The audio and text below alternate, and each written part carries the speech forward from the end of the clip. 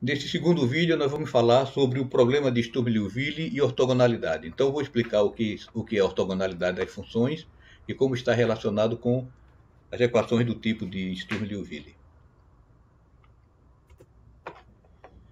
Então, aqui está a equação do Sturm-Liouville em cima, que é para vocês lembrarem sempre como é que é o formato.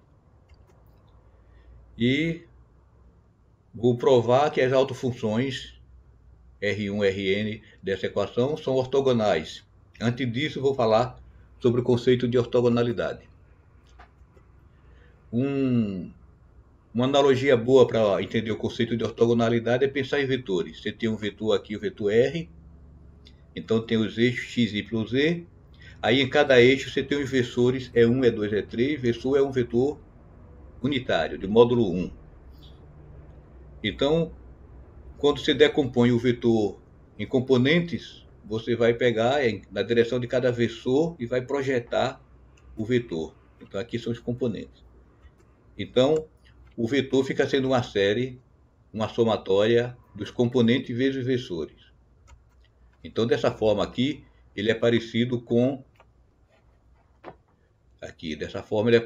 uma expansão em série de função, né? No lugar das funções você vai ter os versores e no lugar dos coeficientes você vai ter os componentes. Então, uma propriedade importante da base é que quando você faz o produto escalar EI com EJ, dá um delta de J. Delta de J é chamada o delta de Kronecker.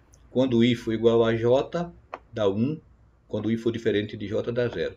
Ou seja, quando você faz o produto escalar de um versor aqui com outro versor, se eles são perpendiculares, dá 0. Então, essa aí já é um conceito começa o conceito de ortogonalidade. No caso aqui, ser ortogonal é ser perpendicular. Então o produto escalar dá 0 e escalar ele mesmo dá 1. Então isso é importante se você quer achar, por exemplo, o componente J desse versor. É só você fazer o produto escalar pelo versor EJ para achar o componente J do vetor R, né? Então fica EJ escalar o EI, né? Isso aqui dá um delta de IJ. Aqui é uma somatória em I, está implícito aqui, que é a somatória em I. Então o I passa por vários valores, mas o delta vai ser 0 sempre que o I for diferente do J. Só vai sobreviver aqui o valor do I igual a J. Então o resultado dessa somatória vai dar o RJ. Então o RJ, para obter o componente J, é só você fazer o produto escalar do versor J com o vetor R. Então vamos ver como é que isso fica no caso de funções. Aqui é no caso dos vetores, tem os versores. No caso de função, você tem aqui a expansão em termos das autofunções. Aí, no caso dos vetores, você tem o produto escalar. E no caso das funções, você tem aqui um produto, quer dizer, você tem um operador I que aplicado na função J dá o delta IJ. Como é esse operador I, eu não sei. Se você fizer alguma conta com a função e o resultado deu um delta de J, isso quer dizer que você pode aproveitar esse resultado aí que você obteve para fazer uma expansão em série e achar os componentes todos. Então preste bem atenção, isso é importante. Se nesse operador I estiver contido a função I, ou seja, você está mexendo com o FI e o FJ, de forma que essa conta que você faz, não sei que conta é, eu botei esse colchete aqui, então não fique preocupado o que é isso, não sei o que é isso. Cada caso vai ser um formato diferente, então não é definido não. Se você fizer uma operação alguma com a função FI, com a função FJ, e o resultado dessa operação der um delta de J, ou seja, se o I for diferente do J der 0, então isso é importante. Então isso aqui é o que a gente chama de produto interno. Então o produto escalar é um caso particular do produto interno. O produto escalar é o produto interno no caso dos vetores. Então isso daqui é muito útil, mesmo que não seja um produto interno. Se você tiver uma relação dessa, o nome aqui, produto interno, não tem importância nenhuma. O importante é a utilidade que você pode fazer disso daqui, que é o que você pode usar nas expansões em série. E veja como. A gente viu que para achar o componente J do vetor, você aplica, faz o produto escalar. Então a mesma coisa, se você quer achar aqui o componente, ou componente não, o coeficiente da expansão em série da função f, então aí você usa o operador OI, aplica no f, aqui no f. Então esse operador deve ser um operador linear, de forma que se aplicando no f, está aplicando também em cada um fi.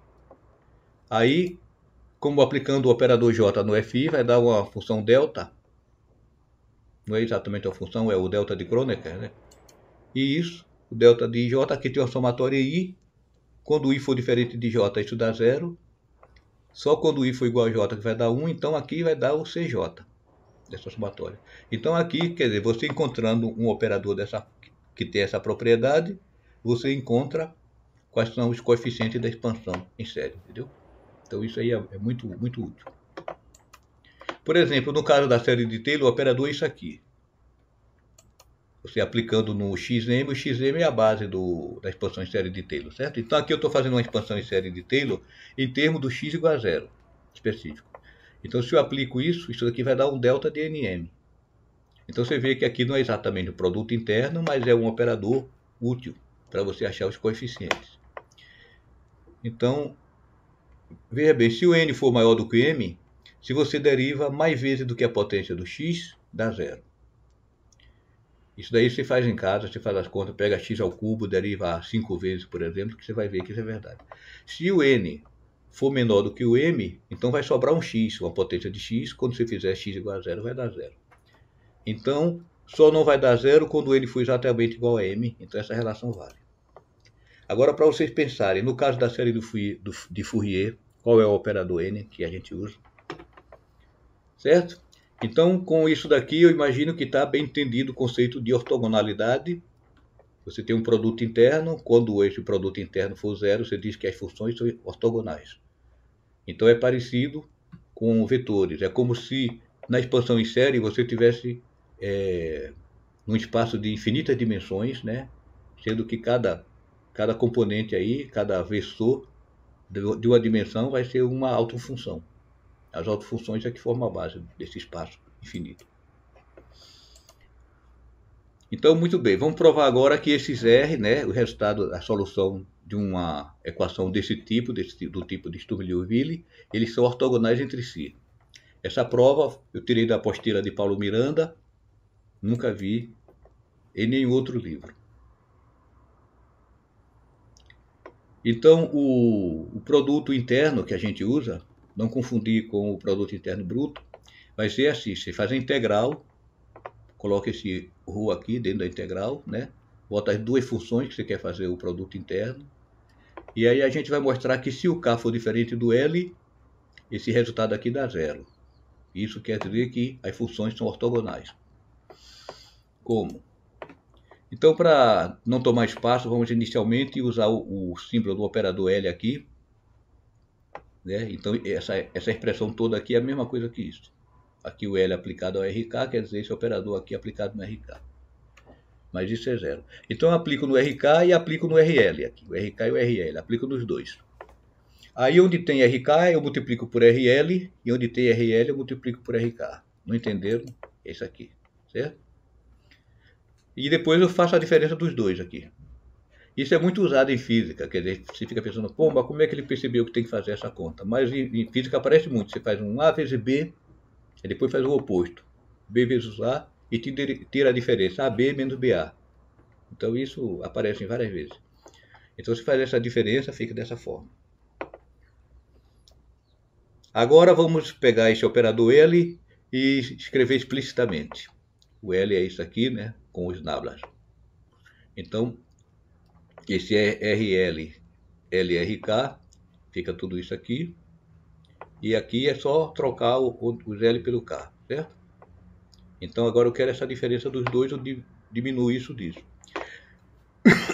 Você nota que esse daqui e esses são iguais, porque é um produto de funções reais e elas comutam, né? Então RL vezes RK é igual a RK vezes RL, então isso aqui vai cancelar, então a diferença esse menos esse vai dar simplesmente esse vezes esse. Então essa expressão aqui fica sendo isso. Aqui a diferença, né? Essa diferença aqui. e aqui os lambdas. Então, o que eu quero mostrar é que a integral disso daqui, né, vai dar zero. Os lambdas são constantes, então eles vão ficar fora da integral. Então, eu integro cada termo aqui no volume e pronto. Aí eu tenho que mostrar, então, que esse lado de cá é zero. Olha, o lambda K menos lambda L, eu passei para o lado de lá, inverti, botei lambda L menos lambda K.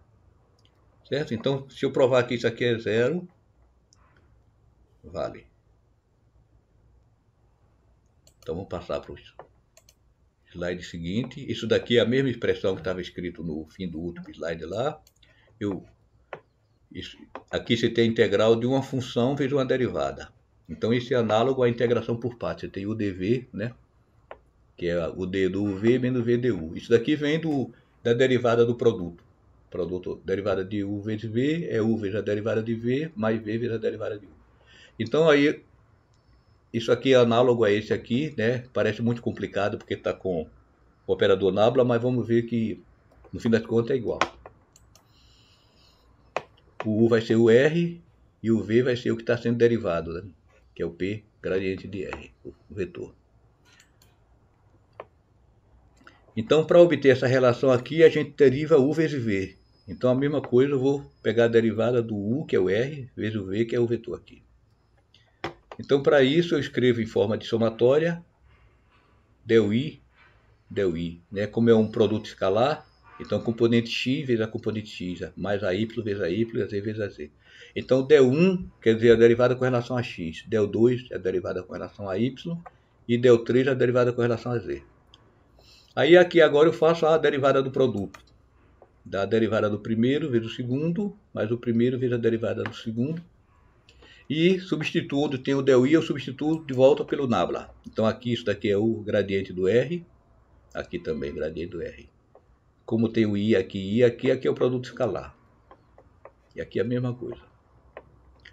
Então eu quero achar o r vezes o divergente. Então é isso aqui, r vezes o divergente. Então fica sendo isto menos isso, né? Essa parte de cá. Então aqui é u dv igual a uv, né? Menos v du. Então é análogo a isso aqui. Aí eu substituo nessas expressões aqui, nessas integrais. Essa integral aqui fica sendo isto, né? Usando essa relação. Essa integral aqui é esta. Aí eu diminuo uma da outra. Essa daqui é igual a esta, porque aqui o P é escalar, não é vetor. Então não interfere aqui no produto escalar. E o produto escalar, se você muda a ordem, ele comuta, não faz diferença nenhuma. Então isso com isso cancela. Então essa diferença aqui fica sendo essa diferença aqui. Esse menos esse. Então o que eu preciso mostrar é que isso daqui vai dar zero. Então aqui é o integral de o divergente integrado no volume. E aí, o que é o divergente integrado no volume? Vocês devem lembrar de física 4. Que o divergente integrado no volume, pelo teorema de Green, ou teorema da divergência, é o fluxo, a integral de superfície. Lembre que o divergente é o fluxo por volume. Esse N daqui é o vetor perpendicular à superfície S, para fora. Esse S aqui é uma superfície que envolve o volume V. É o contorno do volume V. Então, substituindo aqui, a integral de volume vira a integral de superfície. Aí, nesse ponto, a gente lembra das condições do contorno, que foi dado lá no início, quando a gente introduziu o problema de Sturm-Liouville, que no contorno isso daqui vale. Então, se o γ1 não for zero, assim, essa derivada daqui é a derivada direcional. Por definição, é o n escalar o gradiente. Então, veja bem, tem um n escalar gradiente aqui, né? Então, essa integral aqui vira essa integral aqui. Então, se o γ1 não for zero, eu passo para o lado de cá e acho essa relação, a relação do del r del n. Aí você vai dizer, mas aqui é um R, não tem índice nenhum, aqui tem um índice K. Na verdade, essa relação aqui vale para todos os R, né? O R aqui é o termo geral, que vale para R1, R2, R3. E aqui o K também, esse K é vale para todos. Então, substituo aqui onde tem as derivadas. né? Essa integral aqui, substituindo por isso, vai ficar essa conta aqui, né? É o menos gama 2, gama 1. Mas esse termo daqui é igual ao termo de cá, que só mudou a ordem do produto, entendeu? Então cancela, os dois cancela e dá zero. Então está provado que realmente dá zero aí. Então, se o lado de cá é zero, se o lado de cá é zero, o lado de cá também é zero. E se o L for diferente do K, os autovalores são diferentes, que a gente viu lá no início, que você pode colocar os autovalores em ordem, né? Lambda 1 menor que lambda 2, menor que lambda 3. Então, eles são todos distintos no problema de Sturm-Liouville.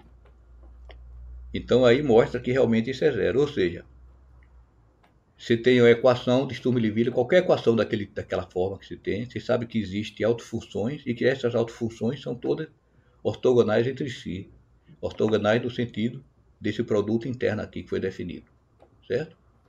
Então, se você tem esse produto interno definido, isso é bom porque você consegue, então, fazer uma expansão em série e achar os coeficientes tudo. Quer dizer, fica uma teoria bastante geral. Agora, se o gama 1 for zero, se o gama 1 for zero, esse termo aqui some e você vai ter que isso daqui então é zero, ou seja, o R no contorno vai ser zero. Aí, como essa expressão, essa integral é isso, então aqui tem o R que no contorno vai ser zero e aqui também é zero. Essa, veja bem, se isso daqui não vai para infinito, isso daqui tudo é zero. Como a gente está trabalhando com problemas de física, nos problemas de física as coisas não vão para infinito, né? Você pega funções bem comportadas. A derivada não vai para infinito, a função não vai para infinito. Pelo menos não numa região limitada, né? Então aqui você conclui também da mesma coisa, que a ortogonalidade equivale, né? Então vamos ver quando K for igual a L. Quando K for igual a L, então é claro que isso daqui não vai dar zero, porque o R vezes L vai dar RL ao quadrado, vai ser uma função ao quadrado. O ρ nós falamos lá no início que o ρ é positivo na região, no V. Então você tem aqui a integral de valores puramente positivos, então isso não dá zero, a não ser que o RL seja zero, que aí é trivial. Então isso daqui é o que a gente chama da norma de RL ao quadrado, o valor que se obtém aqui. A norma é uma coisa que tem a seguinte propriedade. Por exemplo, no caso de um vetor, a norma seria o módulo. Então, norma é parecido com módulo. Se você tem um escalar vezes o vetor, a norma disso é o módulo do escalar, de forma que a norma nunca é negativa. O módulo do escalar vezes a norma do vetor. A norma da soma dos vetores é menor ou igual à soma das normas. Como se fosse assim, você pegando o módulo da soma dos vetores é sempre menor do que a soma dos módulos. Ou é sempre não, é menor ou igual à soma dos módulos. E a terceira propriedade é que se a norma for zero, então o vetor é zero. Por exemplo, se a norma desse RL for zero, é porque o RL é zero. Então isso aqui é a norma. Aí vendo aqui o teorema de Steklov, aquele que diz que se uma função é bem definida na região no volume V e no contorno, então ela pode ser expandida em termos das autofunções. Aí é interessante você saber então quais são os coeficientes da expansão. Se você souber os coeficientes da expansão, então você achou a expansão, né? Então o que é que a gente faz? A gente aplica o produto interno dos dois lados. Aqui, o integral do ρ, do RL do F e aqui da somatória. Aqui você pode trocar a ordem, né, da integral com a somatória. Isso daqui é isso aqui, que dá zero se o n for diferente do L. Aqui você tem uma somatória no n de 1 para infinito, de 1 até infinito. Então sempre que o n for diferente do L, isso daqui vai dar zero. O único que não vai zerar é quando o n for igual a L, que vai dar a norma. Então você tem que essa integral aqui, né, vai dar isto. A função f, você sabe qual é, que é a função que você está querendo expandir. Os RL supõe-se que você achou, você resolveu o problema de Sturm-Liouville, sabe quais são as autofunções. Então fica dessa forma, daqui você acha o coeficiente, certo?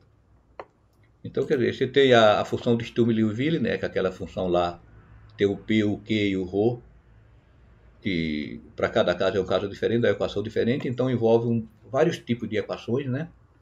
E com aquela equação você acha um conjunto de autofunções que você pode fazer expansão usando ela, né? E achou até qual é o coeficiente de cada expansão. Então, a série de Fourier é um caso particular. Então, aqui tem infinitas séries, né? Para cada tipo de problema que você coloca, você tem uma expansão dessa. Então, esse é o resultado final. Aí vocês pegam tudo isso aí, fazem conta, né? Eu quero que vocês saibam calcular a ortogonalidade de funções. A gente vai fazer muito isso por aí. Então, é bom que vocês entendam, saibam como é que faz para achar essa relação, para provar essa relação de ortogonalidade. Que aí a gente vai mostrar a ortogonalidade das funções de Bess, a ortogonalidade dos polinômios de Legendre. Então, isso daqui já está bem conhecido. Aí vocês refazem as contas todas que tem aqui. Qualquer dúvida, você manda mensagem para mim.